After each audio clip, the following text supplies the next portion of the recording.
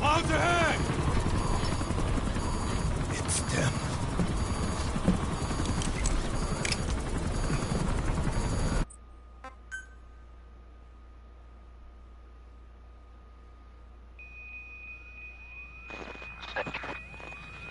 Snake, can you hear me?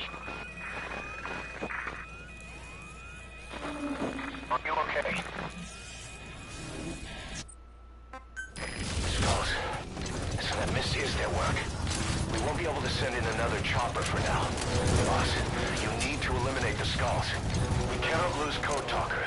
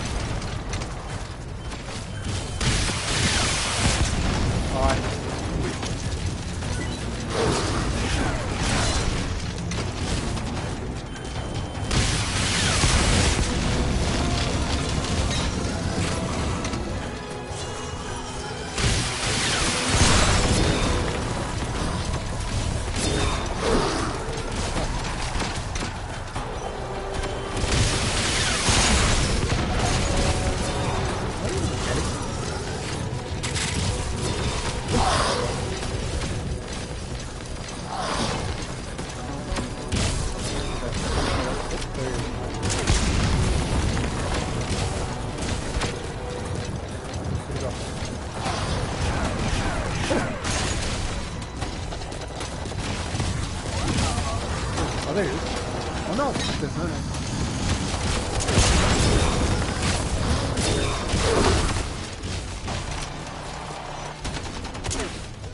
What the? Oh no.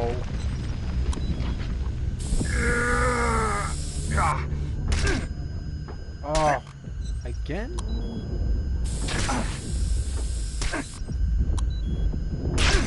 God, stop shooting! Fucking block stun. Snake, talk to me! Snake! Snake! It's time to let him.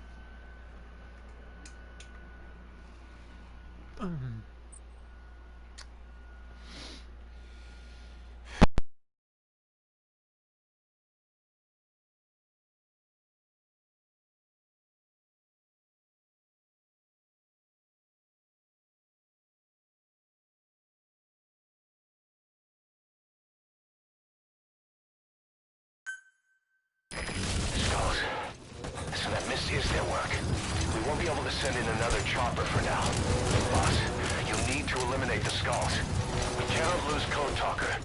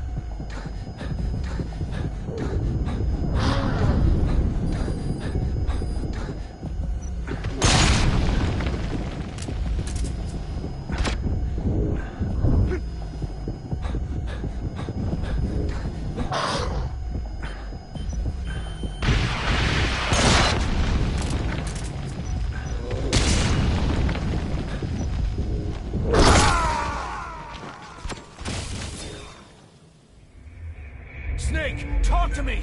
Snake! Snake!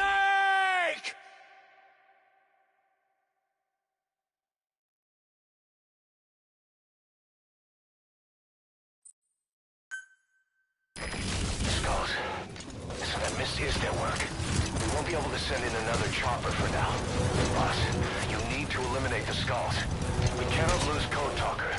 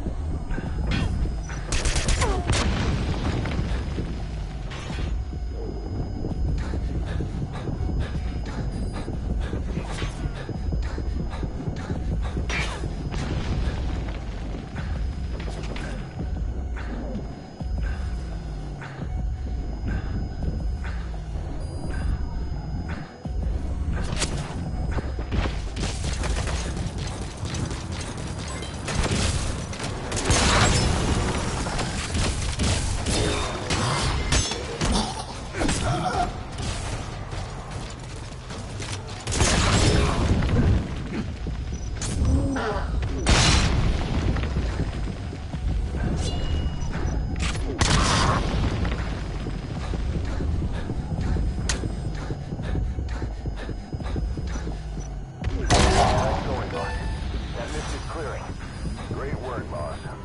I'm coming in on another chopper. Hit Code Talker to the LZ and wait there.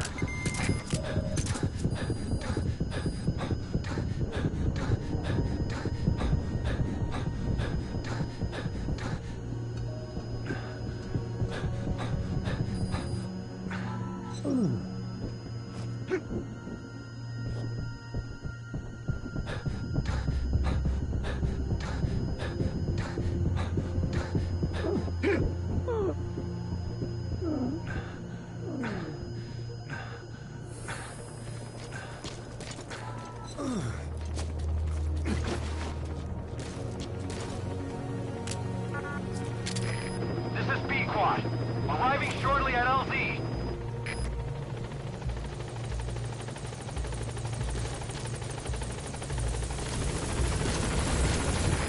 This is B-Quad.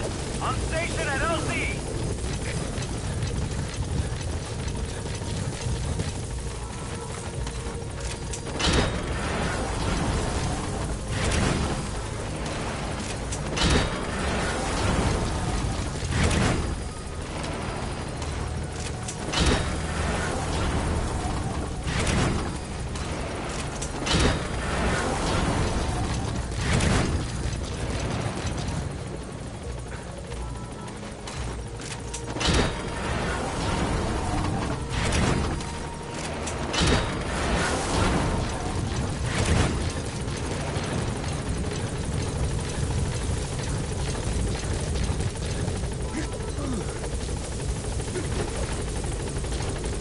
Get in, boss.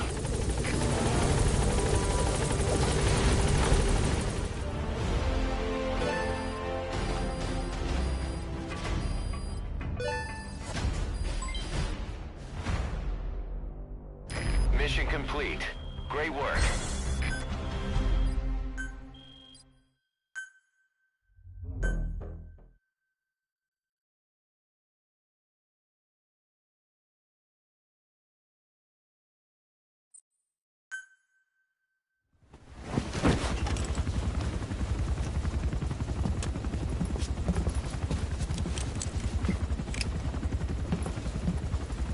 Skullface is no longer in Africa. The nuclear test was a success. Now they turned their knives on me. Satellites didn't read any test. Neither did seismometers. The detonation test took place 5 years ago in the southern Indian Ocean. The final test was the opposite, to prevent detonation. You mean? Skullface plans to sell nuclear weapons that he retains control of. It's not like hawking small arms to militias. Indeed. He plans to avoid detection by exporting minerals containing tiny amounts of uranium in the form of metallic archaea. Once on site, the metallic archaea enrich the uranium and weaponize it. Loaded onto all-terrain bipedal machines, they ensure any country, armed group, even the smallest terrorist cell, can become a nuclear power. Bipedal. So that's why they needed Huey. A nuke business to replace the arms business. And Skullface owns the market. The very atmosphere of nukes, anywhere and everywhere. Deterrence on all sides. So that's why he ran a non-detonation test. Yes. Another metallic archaea instantly overrides the criticality generator. A fail-safe only he controls. Any such weapon can be deactivated whenever he chooses, regardless of who owns it or their intent to use it. Nukes. Controlled by a man, not a country. If they proliferate, conventional nukes lose all value. Political, military, and economic. The two superpowers become powerless.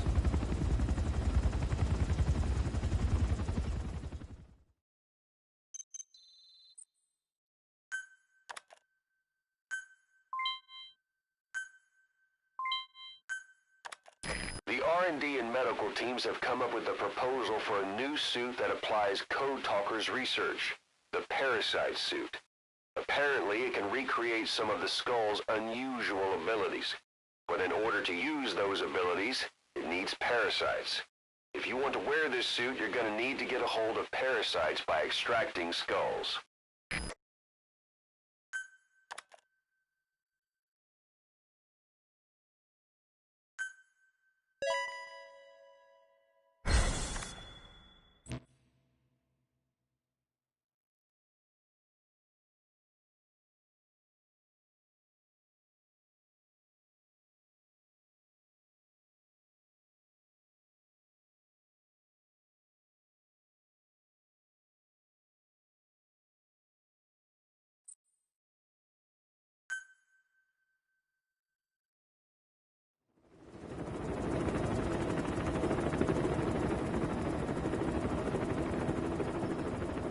We need to stop the epidemic at Mother Base.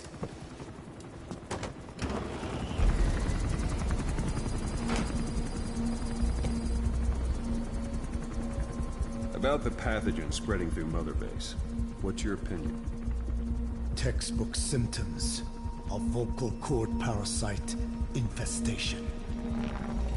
And judging from this casualty list, it is the Kikongo strain, meaning a breed of parasite that triggers symptoms upon detecting pronunciation specific to Kikongo.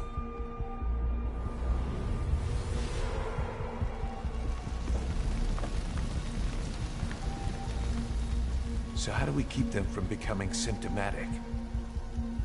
Use this. A type of Wolbachia, introduced to a sample of the parasite. A parasitic bacteria that colonizes the parasites, turning male to female and preventing copulation. You must cultivate more.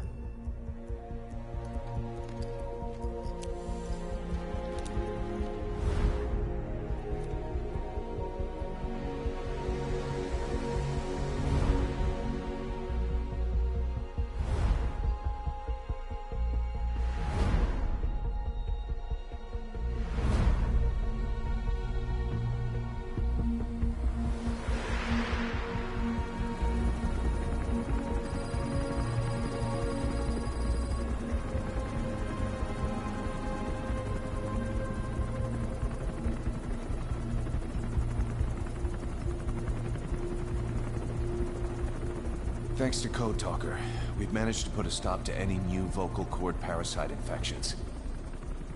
We couldn't save those already symptomatic, but everyone who survived has been released from the quarantine platform.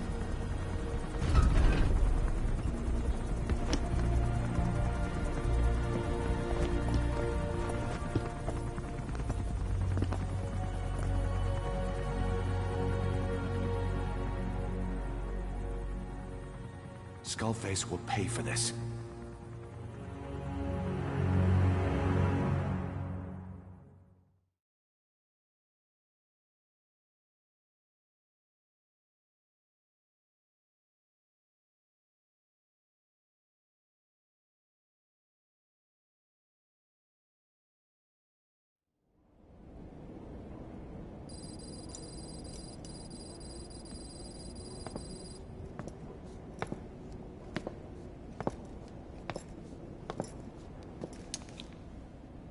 Again with the truth serum? What are those legs made of? Titanium? All the way to the femur.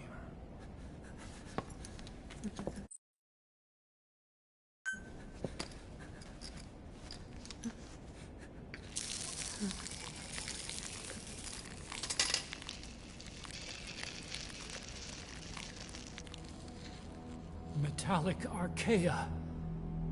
Sahelanthropus. Where is it? What?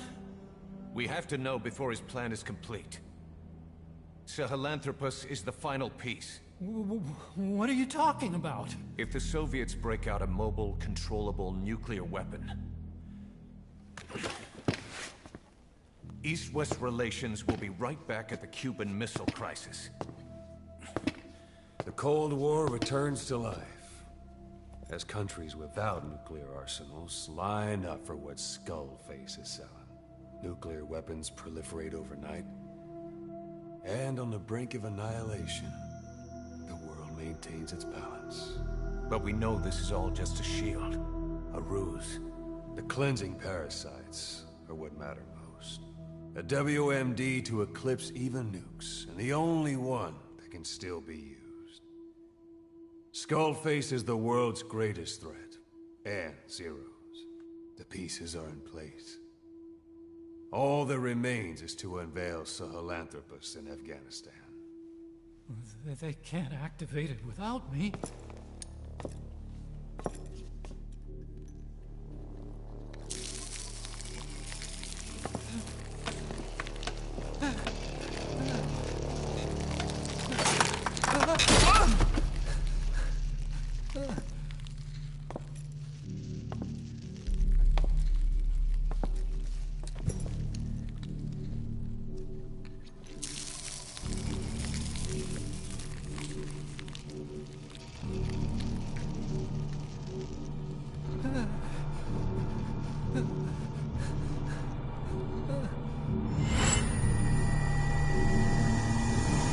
Okay, B-Zero. Sahelanthropus is beyond the Soviet base camp, in a lab built by the Soviet philosophers. That's what you're looking for. But I have no idea how he's controlling it. It wasn't designed to accommodate a human pilot.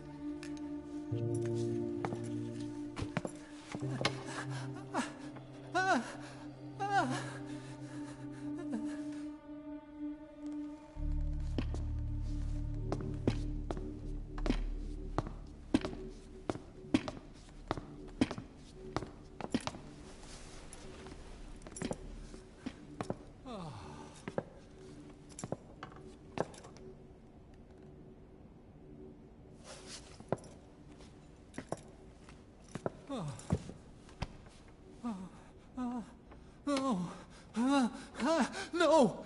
No! Wait!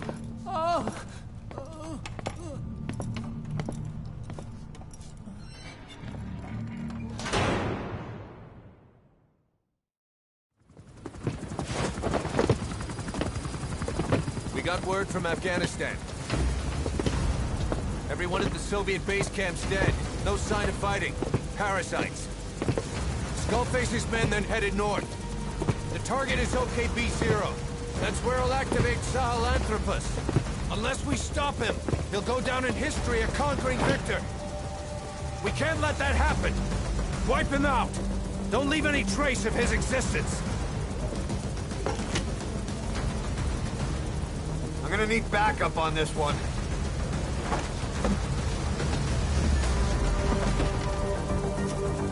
You'll rendezvous on site.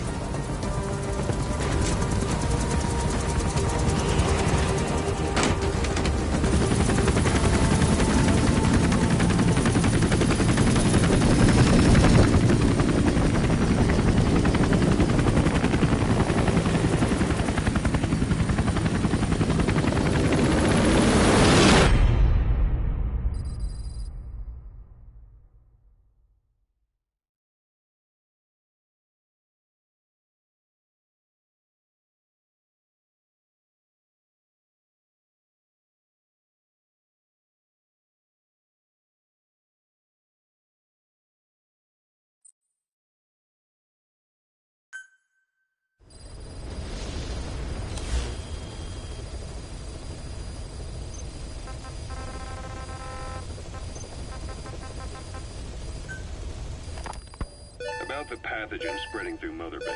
You've seen everything we've got on the outbreak. What's your opinion? Textbook symptoms of vocal cord parasite infestation. And judging from this casualty list, it is the Kikongo strain, meaning a breed of parasite that triggers symptoms upon detecting pronunciation specific to Kikongo. So our Kikongo-speaking staff are at risk. Quite so. He's right. All the victims do speak Kikongo. So they can survive if they just use another language. There is no guarantee.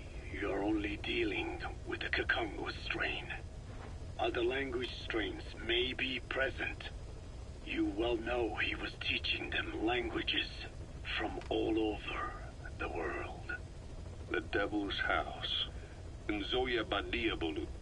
There is no way to know how many strains he has at his disposal. So how do we keep them from becoming symptomatic? You mentioned using microbes. Use this. A type of Wolbachia. Introduced to a sample of the parasite. Wolbachia? A parasitic bacteria that colonizes the parasites, turning male to female and preventing copulation. You must cultivate more. What have you done with the infected bodies? Cremated to stop the spread of infection, but we did keep a few for study. Good. Take this sample, grind it to a pulp, and introduce it to the larvae now nesting in the dead. The Wolbachia will multiply rapidly within those larvae. They're soldiers, not some petri dish. Conventional cultivation methods will take too long. Extract the Wolbachia from those larvae and vaccinate your men. Kikongo speakers first. This is the fastest, surest way. No one is to speak a word of Kikongo until the Wolbachia are safely inside them. I will instruct your medical staff in detail on site. You have the appropriate facilities. Yes, but do not worry. I made a pact with your Bete Holone on the honor of the Dene. I speak no lies. Keep an eye on him. Will do. Follow me. I'll take you to the medical team. Now, we must wait for the Wolbachia to multiply in the larvae. How is the disease transmitted? If it's carried by insects or rodents, then... There is no intermediate host. So... The vocal cord parasites lay their eggs in the larynx of the host. Most hatch and migrate to the lungs, but some are transported to the mouth through ciliary movement, mixing in with saliva. Saliva. Droplet transmission. Sneezing, coughing. Any food or water containing infected saliva. It would spread fast.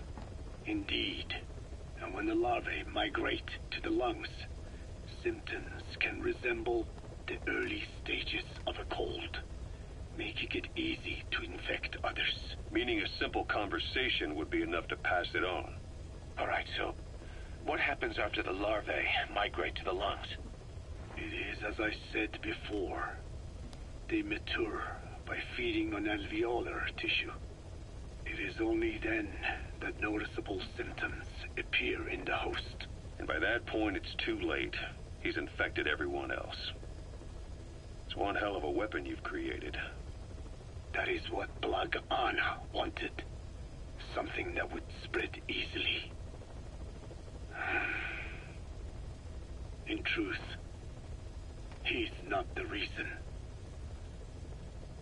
But we will discuss that another time. The Wolbachia have multiplied. We're preparing to extract them and begin vaccinating. But is this really the only way?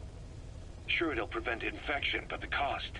You would rather remove their vocal cords? No. Tactical communication's the linchpin of what we do. What if we were to ban the use of Kikongo? Insufficient. First, there's no guarantee that only the Kikongo strain is here. Second, there is the matter of how the parasites lay their eggs. Before they can copulate, they must be exposed to the pronunciation of a specific language for a period of time, like a container filling with water. But the duration between when the container is full and when the copulation actually begins, varies from case to case. In other words, even if the infected stop speaking as a countermeasure, it may already be too late. The only true solution is to prevent copulation through the Wolbachia, or by physically removing the affected tissue. Do any anti-parasitics work? It sounds as though you have already tried. Yeah. We tried every one there is, and nothing. I have yet to find a medicine that can remove the parasites. At best, it temporarily covers their ears. Why is that? Because the parasites are companions to us. To remove them inevitably harms the host. Companions? More than you think. And this is why the human immune system cannot eliminate them.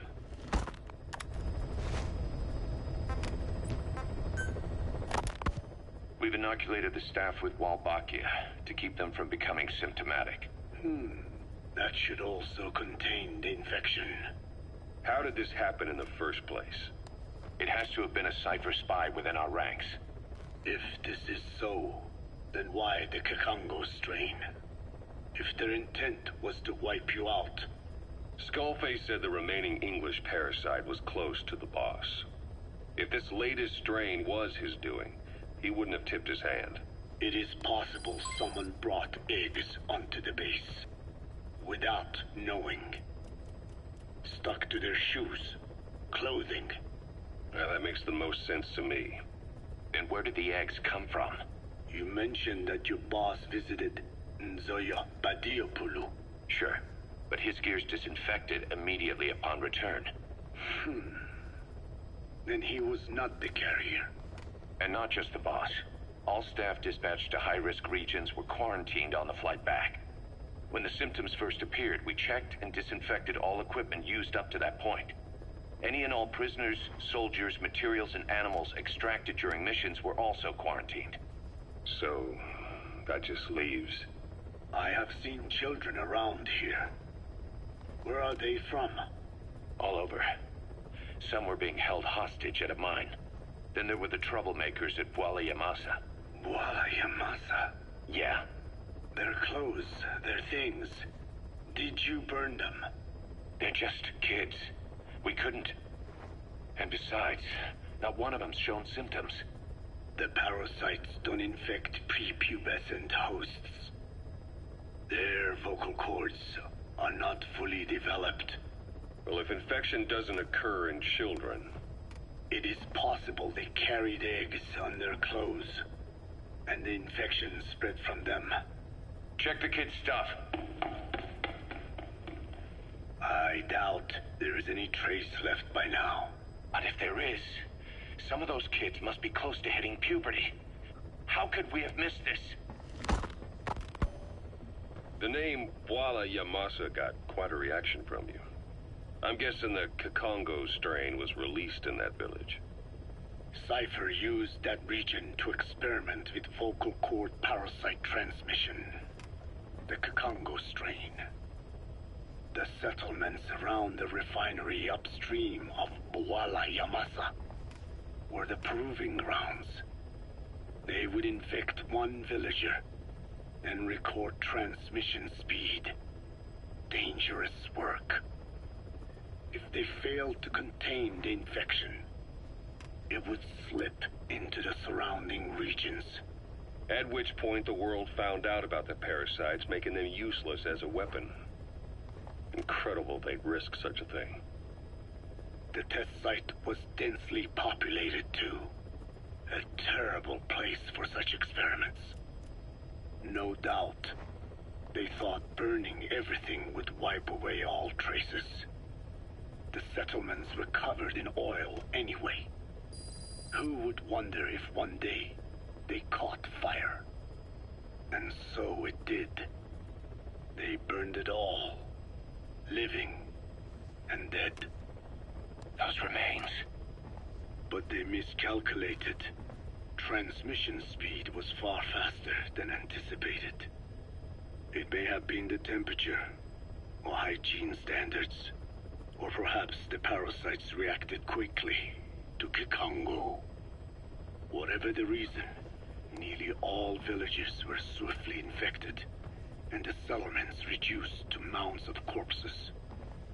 Making matters worse, the dry season was ending. When it came time to burn the village, the Moneni River had swelled. Many of the bodies were waterlogged. Meaning they didn't burn completely. The corpses still contained viable eggs, and the larvae washed downstream. And when the people downstream drank that water, That marked the end for Bwala Yamasa. I learned all of this at the mansion. I warned him of the risk of eggs getting out. And? We are prepared for any eventuality. I get it. Putting the oil field back online. The oil leaks, Saner. They plan to pollute the river. Prevent the spread of infection. But the oil flow was stopped. And downstream, the people of Masa village started using the water again. The PF soldiers deployed at the village were locals, spoke Kikongo. They were infected, and the kids survived. I've heard enough. And who stopped the flow of oil? Don't. We did. That confirms it. The source of the Kikongo strain infection was Masa village. And the children brought it here. It is no one's fault. There is no blame to be cast. The parasites, they were tested in other regions? Their physiology requires that they be tested under varied conditions. Another test site was in Afghanistan. So it was the parasites there. Both the Pashto and Tajik languages are spoken in the mountains of Afghanistan, and population density is low. Ideal testing grounds for how accurately the parasites target only the specified language. It is also relatively easy to prevent the spread of infection. And the results? The first test, I am told, was a success. Once the Pashtun Mujahideen were infected with the Pashto strain, they were all but wiped out. The Hamid fighters at Smasei Fort. It was doubly successful. No Tajik Mujahideen or Soviet soldiers became symptomatic. So the parasites proved to be effective. What about the second test? Also supposedly a success. A Pashtun village was the target. However, the original aim was to obtain samples of the infected. In this, they failed. And the village? The Soviets enacted a standard scorched earth operation. That must have been the village where Malak lived, before being held captive at La Marjate Palace. Having had more time to think on it, the details shared with me may have been false. They are madmen who would do anything to cover up the truth. They certainly seem to like tossing their problems in the fire. As a boy, Skullface's life went up in flames. Perhaps that is what fuels his fixation with fire. Your Wolbachia stopped the infection all right, but I still don't get it. How can a few bacteria change males to females? I know they're only bugs, but... It is not such a rare thing in the natural world. Many insects and nematodes are infected with Wolbachia. But why?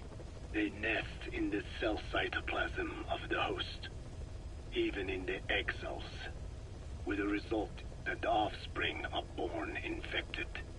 Mother-to-child transmission. However, Wolbachia cannot nest in sperm because they do not have cytoplasm. So even a successful infection of a male ends after a single generation. This means the Wolbachia must resort to maximizing the population of infected females. Sounds like an ethnic cleansing campaign on a tiny scale. Gender change from male to female is their survival tactic. So more females means more Wolbachia carriers, so it can keep thriving in the following generations. But the parasites in a human host are supposed to be a mating pair. If there's no male, there'll be no offspring at all. It's killing itself. Slow down. This tactic is intended for environments where a single male can copulate with multiple females. Originally, the Wolbachia did not infect the vocal cord parasites. I created a mutated strain, modifying the Wolbachia so that it could infect monogamous pairs. The Wolbachia's greatest multiplying tactic, the male-to-female change, worked against itself in the monogamous parasites. Just as you said. Then, I performed repeated selection of Wolbachia strains until I achieved 100% certainty of male-to-female conversion. Creating female-female pairs, unable to reproduce.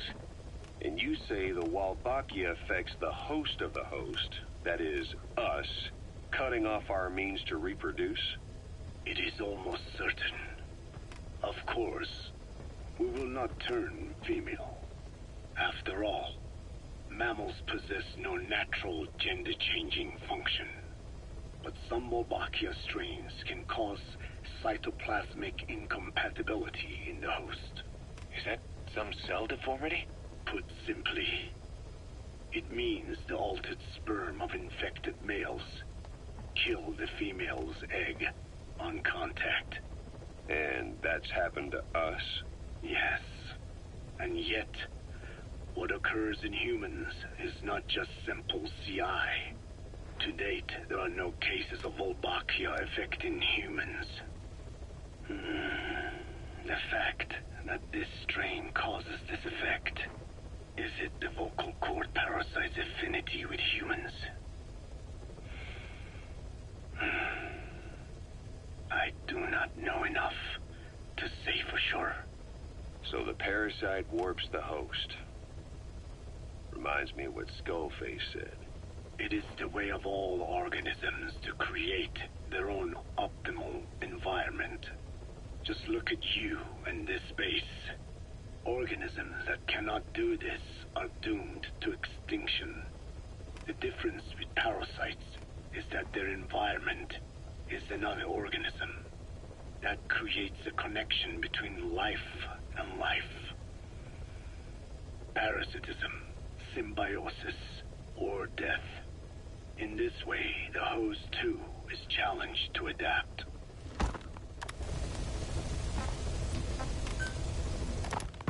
About this OKB-0 Emmerich was talking about. Its location and features match the citadel in the mountains northeast of the Soviet base camp. Built during the time of Alexander the Great, it was left in ruins following one of Genghis Khan's campaigns. Its occupants changed time and again due to war, and it was expanded on more than one occasion. Ultimately, it fell into the hands of the Soviet philosophers.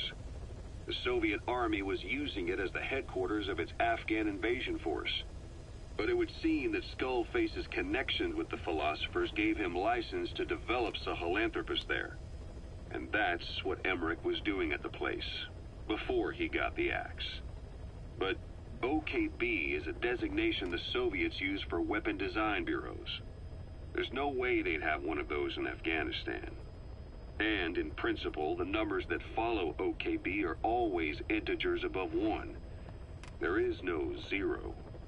Perhaps this was a secret facility of the Soviet and Chinese philosophers dating back prior to World War II.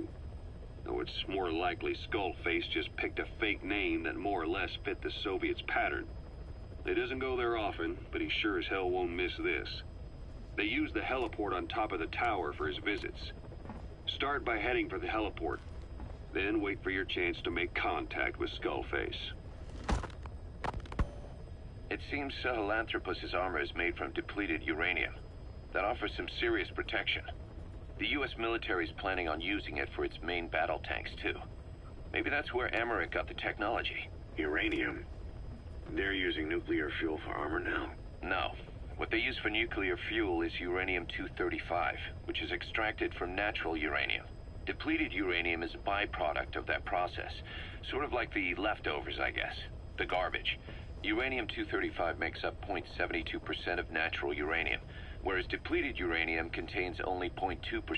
What are the benefits of using it for armor? It's a pretty short list. Uranium's a heavy metal, like lead, meaning it can hold a greater amount of kinetic energy. But it also boasts a hardness closer to tungsten. That makes it an ideal material to use for, say, armor-piercing ammunition penetrators. But it's not the best choice for armor. Its volume is less than that of ceramics, but for an equal weight, you could end up with less protection. So why use it then? According to Emmerich, it came down to him being unable to source ceramics technology from a manufacturer. Plus, given that it's an upright walking vehicle, he wanted to reduce the bulk of certain areas. Despite all that, depleted uranium still makes for some tough armor, and Emmerich says it's been proven in live fire tests. It stops most Soviet tank shells.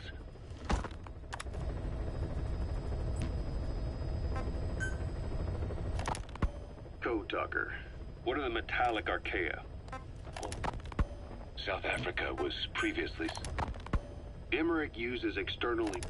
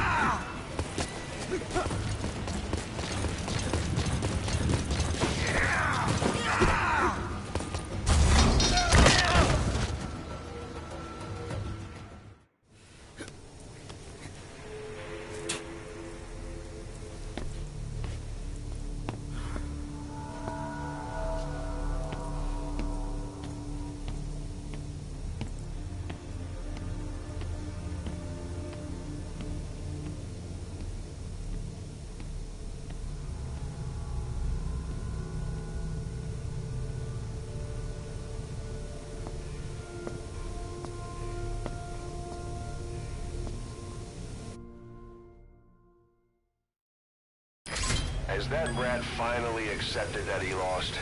Hopefully now he'll be a bit more obedient.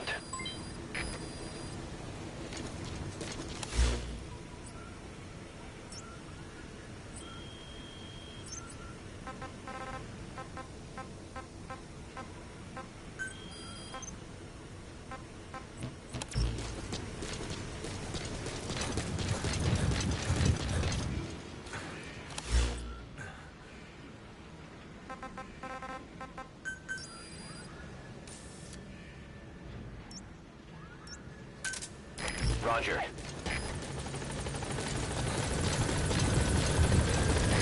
This is Pequod. Arriving shortly at LZ.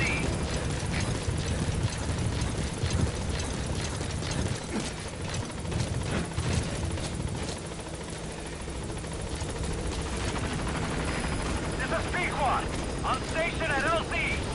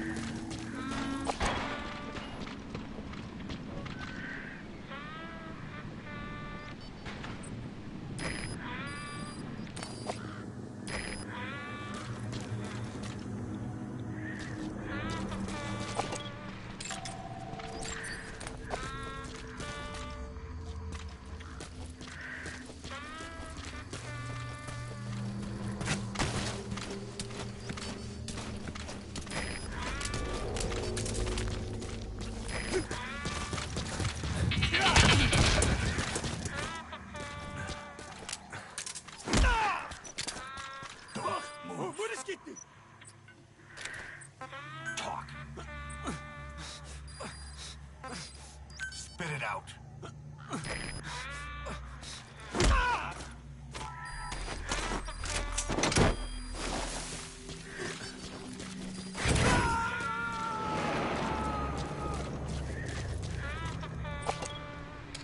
Subject on board. Leave the rest to us.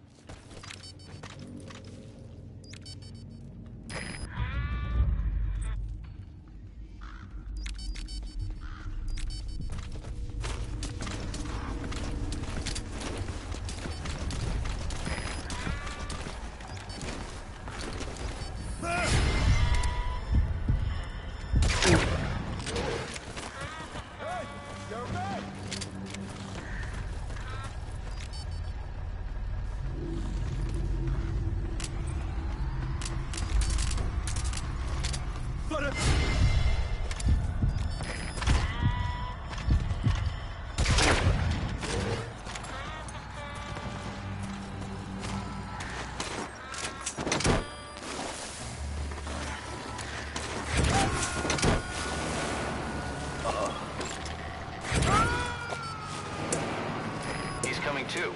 Roger that.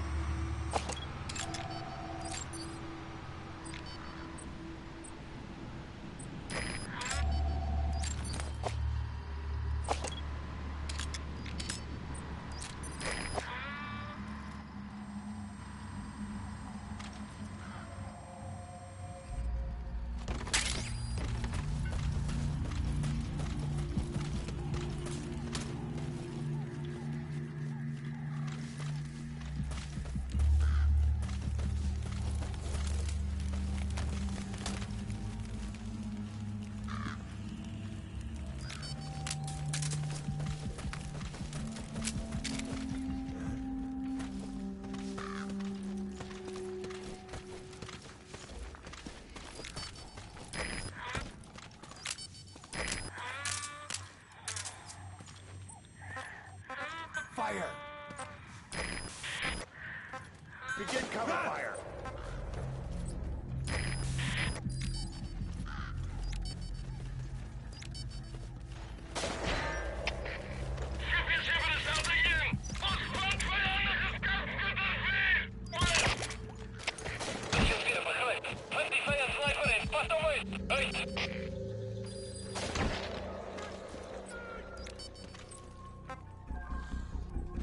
Stand down!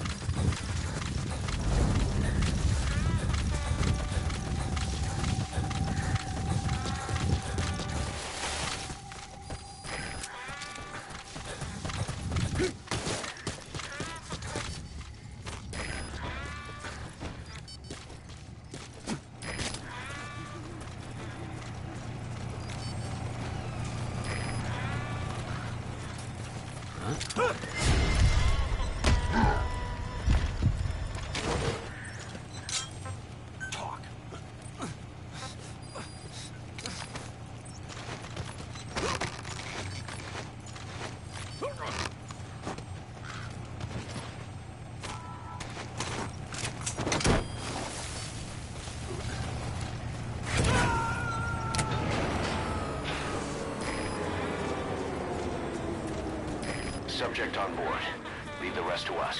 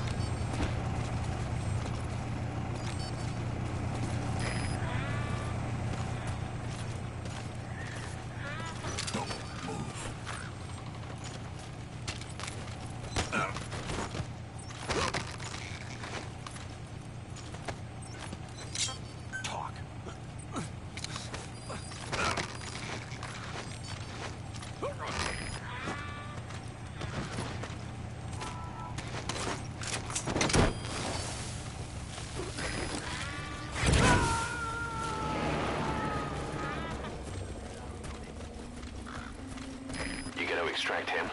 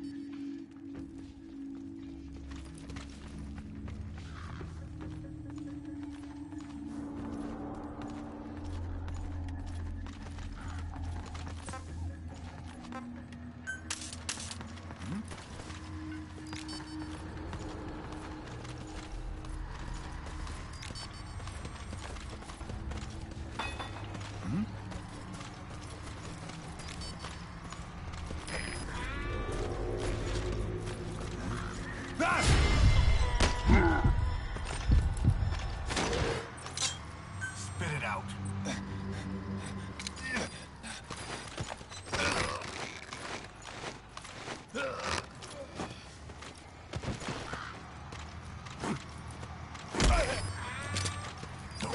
Ik wil niet, trek niet. Where are the others? Speak.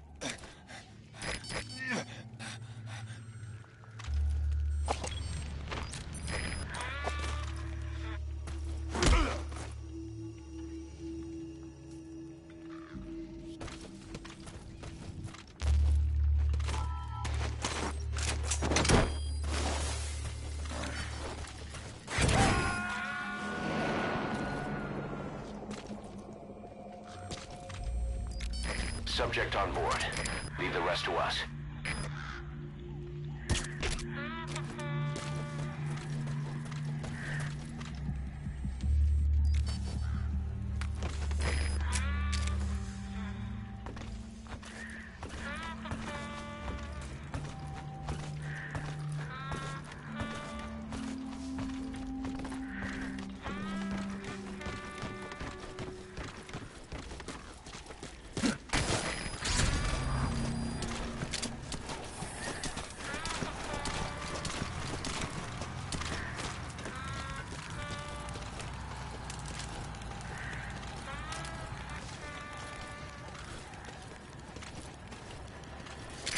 up.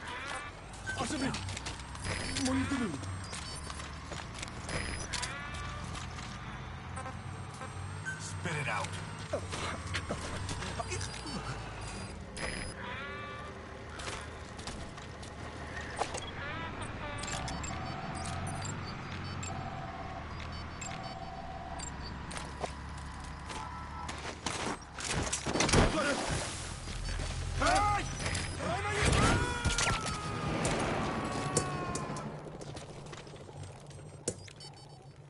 He's coming too.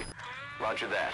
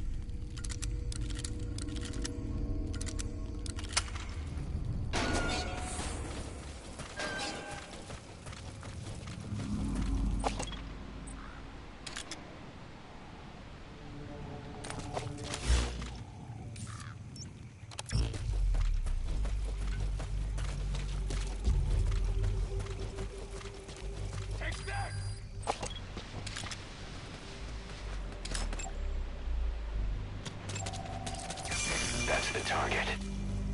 I remember him. He was off base during the attack 9 years ago. Bring him home, boss.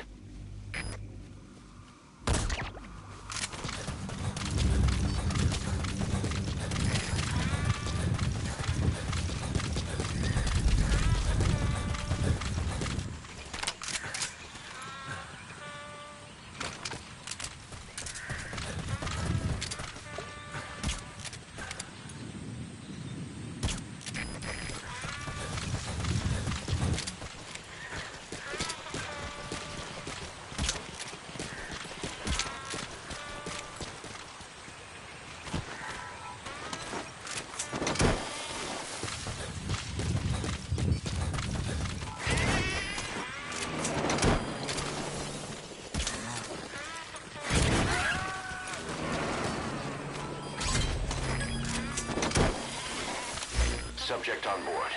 Leave the rest to us.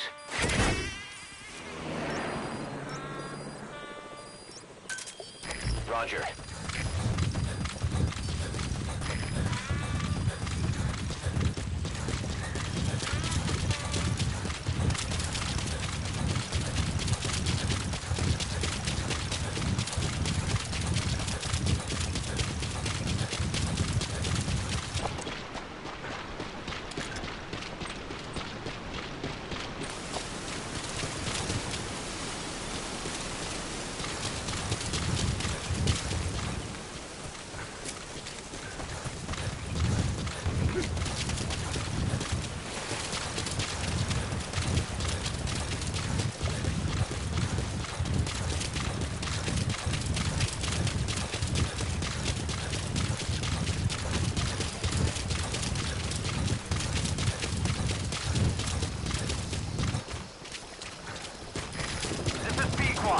Arriving shortly at LZ.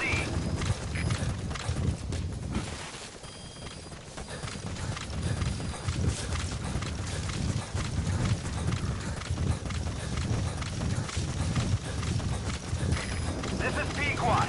Have arrived at LZ. Will stand by.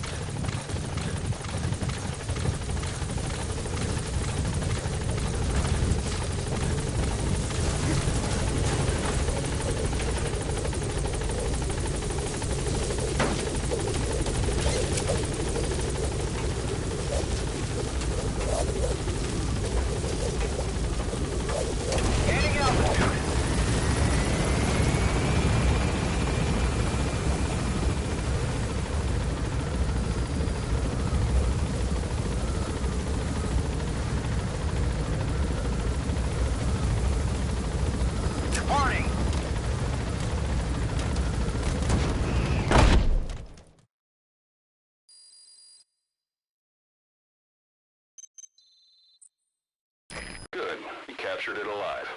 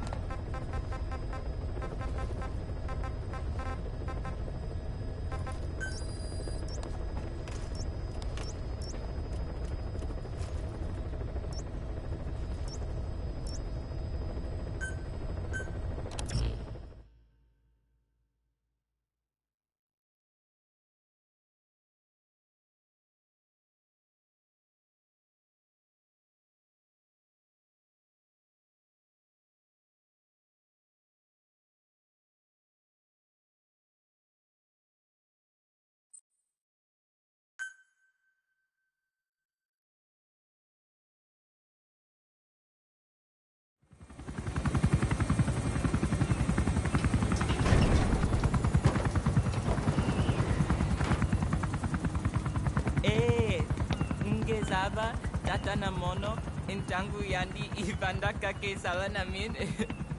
Ke Salaka, Tata Nange Mingi.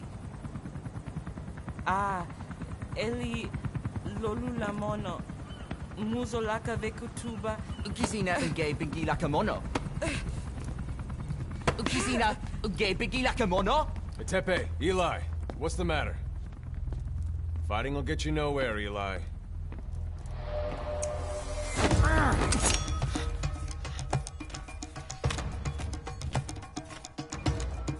Cut it out, kid. That ain't a toy. Eli. Don't call me that!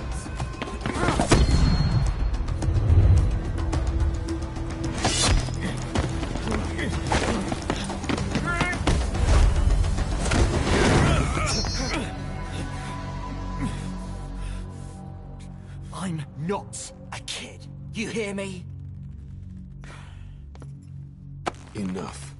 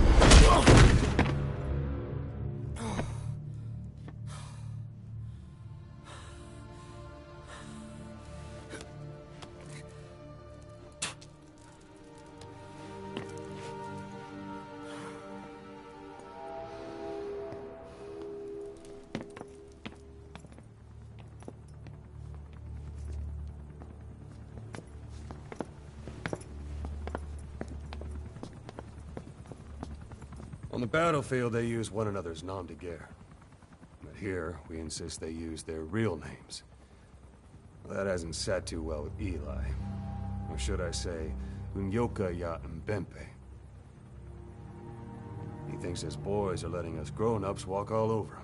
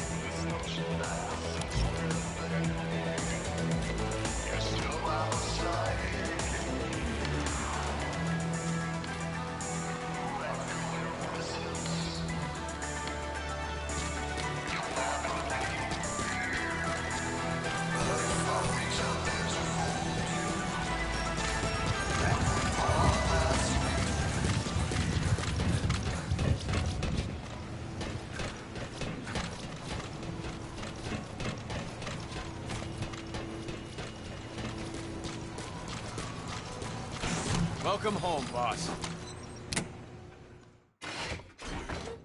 Oh, Snake!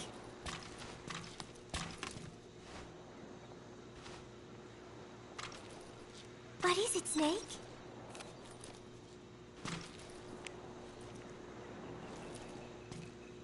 Oh, somebody took this while we were fishing. That day, I figured out that it doesn't really matter if you catch a fish or not. Just waiting for a fish together can be the most fun of all. Oh yeah, Chico got all worked up and almost fell into the sea. When they do some more fishing, tell me, okay? My head. It hurts.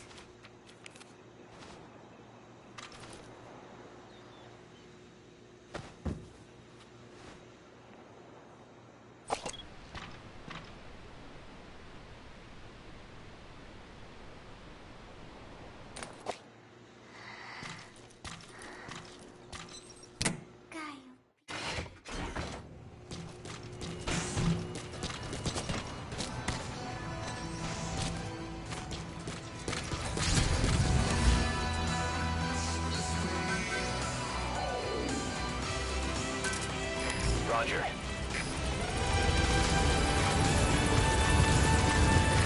This is Pequod. Arriving shortly at LZ.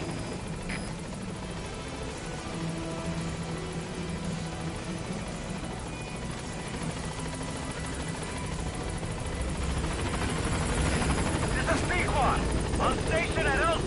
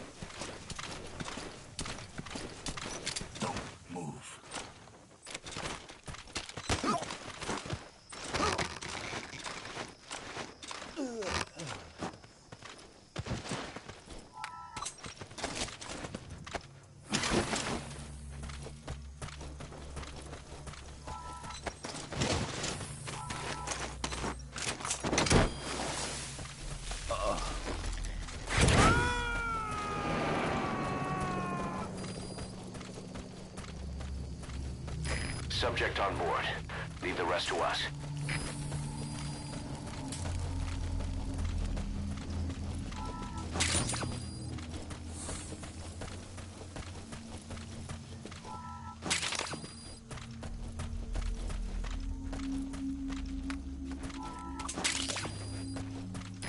That's digitalis.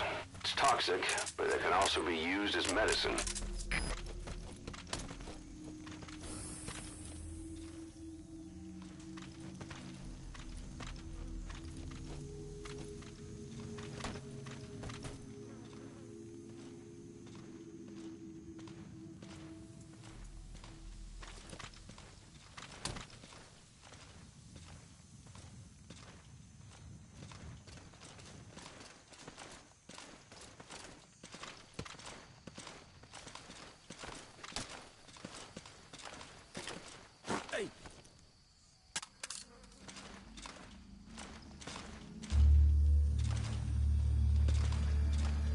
Check it out. Volg mij. Hit it!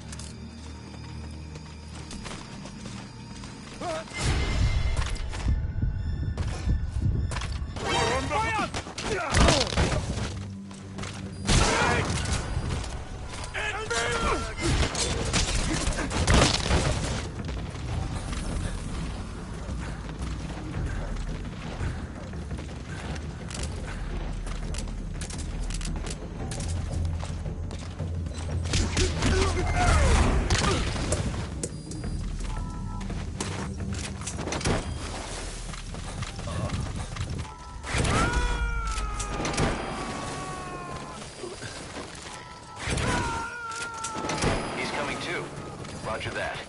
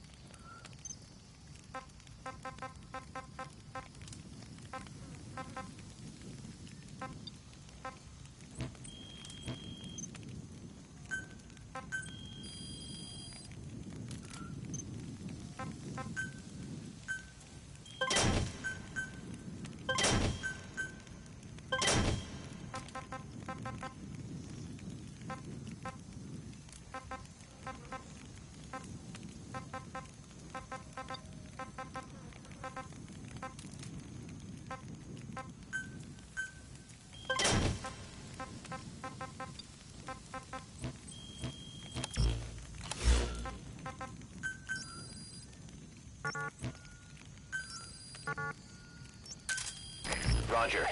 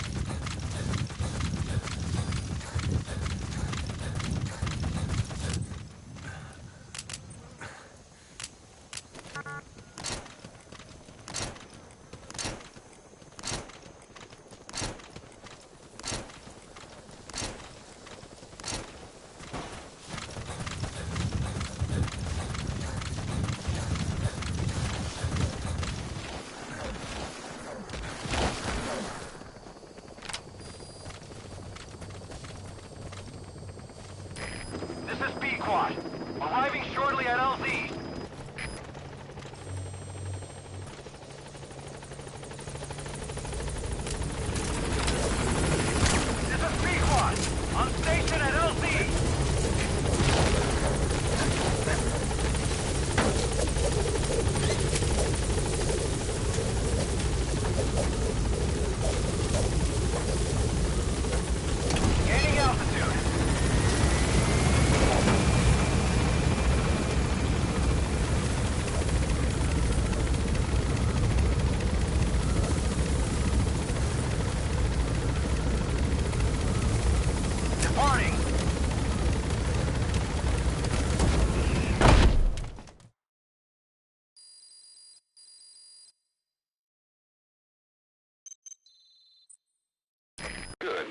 captured it alive. It's a pretty rare animal you caught.